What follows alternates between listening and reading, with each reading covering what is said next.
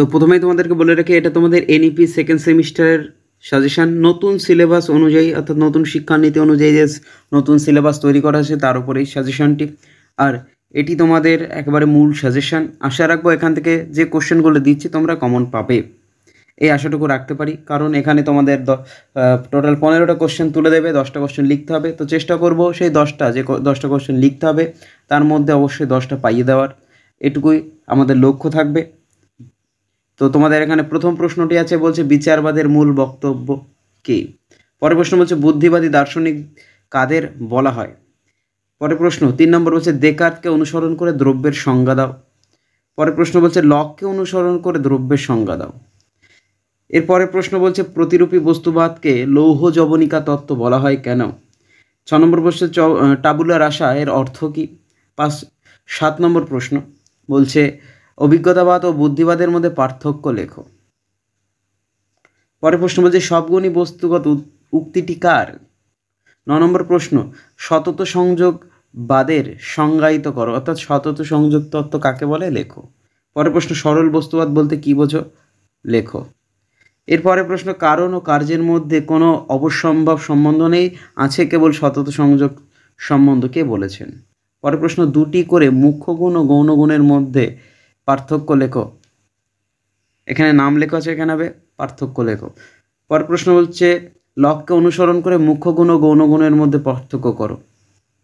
এরপরে প্রশ্ন সরল বস্তুবাদ ও প্রতিরূপী বস্তুবাদের মধ্যে পার্থক্য লেখো। অর্থাৎ এখানে তোমরা আলাদা করে এই কোশ্চেনটা পড়তে পারো, প্রতিরূপী বস্তুবাদ কাকে বলে। পরের প্রশ্ন দ্বৈতবাদী দার্শনিক কাকে বলা হয় এবং কেন বলা হয়। আচ্ছা 16 নম্বর প্রশ্ন আমরা চলে এসেছি। 16 নম্বর প্রশ্ন বলছে বিচারবাদী দার্শনিককে তার লেখা একটি গ্রন্থের নাম লেখো। এই প্রশ্নগুলো পড়ে গেলে আমরা আশা রাখবো তোমরা এখান থেকে ম্যাক্সিমাম প্রশ্নটা কমন পাওয়ার যোগ্য রাখবে, এবং এই প্রশ্নগুলো অবশ্যই খাতায় লিখে ভালো করে প্রস্তুতি নিয়েই তারপরে পরীক্ষা দিতে যাবে। এরপরে আরও প্রশ্ন আছে, দেখো। তো বন্ধুরা পরীক্ষার আর বেশি দিন বাকি নেই, তো এক্ষুনি তোমাদের বন্ধুদেরকে এই ভিডিওটি শেয়ার করে দাও। চ্যানেলে নতুন হয়ে থাকলে অবশ্যই চ্যানেলটিকে সাবস্ক্রাইব করে রাখো, আর মন থেকে ভালো লেগে থাকলে অবশ্যই ভিডিওটিতে একবার লাইক বা কমেন্ট করে যেও এবং ভিডিওটির সাথে থাকো। 17 নম্বর প্রশ্ন বলছে বার্কলের ভাববাদের মূল কথা কী। আবারও বলছি, এমন নয় যে একেবারে হুবহু প্রশ্ন তুলে দিতে পারে, একটু ঘুরিয়ে ফিরিয়ে কোশ্চেন তুলে দিতে পারে, তাতে কিন্তু তোমরা অবাক হবে না। কারণ ঘুরিয়ে কোশ্চেন করাটাই হলো এক্সামিনারদের কাজ, এবং তোমাদেরকে যাতে একটু বিপদে ফেলানো যায় সেদিকে লক্ষ্য রেখেই কিন্তু একটু কঠিন কোশ্চেন করা হয়ে থাকে। তো তোমরা সোজাসাপটাভাবেই উত্তরগুলো করে আসবে। অভিজ্ঞতাবাদের মূল বক্তব্য কী। পরের প্রশ্ন কি বললাম, অভিজ্ঞতাবাদের মূল বক্তব্য কী। এরপরে প্রশ্ন কান্টের তত্ত্বকে বা কান্টের মত বিচারবাদ বলা হয় কেন। পরের প্রশ্ন আছে বস্তুবাদের মূল বক্তব্য কী। বস্তুবাদের মূল বক্তব্য কী। পরের প্রশ্ন আছে বার্কলে মতে জড়দ্রব্য কী। পরের প্রশ্ন বলছে মুখ্য গুণ কাকে বলে। আচ্ছা মুখ্য গুণ ও গৌণ গুণের যেখানে পার্থক্য করেছিলাম এখানে সংজ্ঞাটাও লিখে রাখো, গৌণ গুণ কাকে বলে। এরপরের প্রশ্ন স্পিনোজার মতে দ্রব্য কী অথবা লাইবনিজের মতে দ্রব্য কী। পরের প্রশ্ন বলছে মুদ্রণ বলতে হিউম কী বোঝান। এরপরের প্রশ্ন বলছে দেখো অভ্যাসসিদ্ধ ক্রিয়া, অভ্যাসসিদ্ধ ক্রিয়া নৈতিক না অনৈতিক ক্রিয়া তা লেখো। এখানে দিয়ে দিতে পারে পার্থক্য, নৈতিক ক্রিয়া ও অনৈতিক ক্রিয়ার মধ্যে পার্থক্য লেখো। পরের প্রশ্ন অনৈতিক ক্রিয়ার সংজ্ঞা দাও, অনৈতিক ক্রিয়ার সংজ্ঞা দাও। এরপরের প্রশ্ন 27 নম্বর প্রশ্ন নৈমিত্তিক কর্ম কী উদাহরণ দাও। নৈমিত্তিক কর্ম কী উদাহরণ দাও। পরের প্রশ্ন উপযোগবাদ কী। এই উপযোগবাদটাকে কোশ্চেনটাকে কিন্তু একটু ঘুরিয়ে দিতে পারে। পরের প্রশ্ন আছে দেখো অনৈচ্ছিক ক্রিয়া কাকে বলে উদাহরণ দাও। তাহলে ঐচ্ছিক ক্রিয়া এবং অনৈচ্ছিক ক্রিয়ার পার্থক্য দিয়ে দিতে পারে।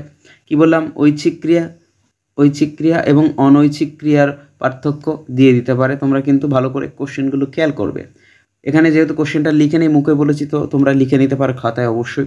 নৈতিক বিচারের প্রকৃত বিষয়বস্তু হিসাবে কোন প্রকার আচরণকে নির্দেশ করা হয়।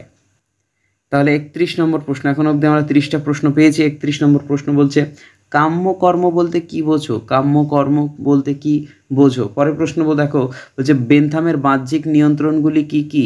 বেনথামের বাহ্যিক নিয়ন্ত্রণগুলি কি কি। এরপরের প্রশ্ন দেখো আছে বলছে ঐচ্ছিক ক্রিয়া উদাহরণ দাও। ঐচ্ছিক ক্রিয়ার উদাহরণ দাও দিতে কোশ্চেনে চাইতে পারে অনৈচ্ছিক ক্রিয়ার উদাহরণ দাও।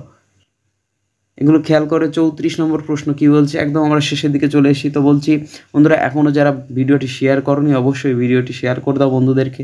চ্যানেলে নতুন হয়ে থাকলে চ্যানেলটিকে সাবস্ক্রাইব করে রেখো।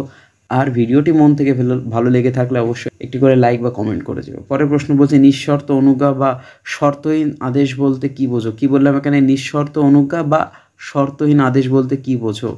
আর অবশ্যই যারা এখনও বড় কোশ্চেনের ভিডিও দেখোনি, আমি ডেসক্রিপশন বক্সে লিঙ্ক দিয়ে দেবো, এবং সাথে যে সমস্ত ভিডিও অর্থাৎ এখনও অবধি করে দেওয়া হয়েছে সাজেশনের ইতিহাস, বাংলা, এছাড়া আছে তোমাদের ফিলোসফি, এডুকেশন, পলিটিক্যাল সায়েন্স, সমস্ত ধরনের ভিডিও লিঙ্ক কিন্তু ডেসক্রিপশন বক্সে দেওয়া থাকবে, তোমরা সেখান থেকে দেখে নিতে পারো। এরপরে আরও কোশ্চেন আছে, দেখে নাও। তো সাজেশনের একেবারে শেষ পর্যায়ে আমরা চলে এসেছি। এখানে 35 নম্বর প্রশ্ন বলছে নৈতিক সুখবাদ বলতে কী বোঝো, কয় প্রকার ও কী কী? নৈতিক সুখবাদ বলতে কী বোঝো, কয় প্রকার ও কী কী? এবং পরের প্রশ্ন দেখা বলছে নৈতিক ও অনৈতিক ক্রিয়ার মধ্যে পার্থক্য কী? নৈতিক এখানে ক্রিয়া দেওয়া আছে, যদি কর্ম দেওয়া দেয় তাহলে একই প্রশ্ন।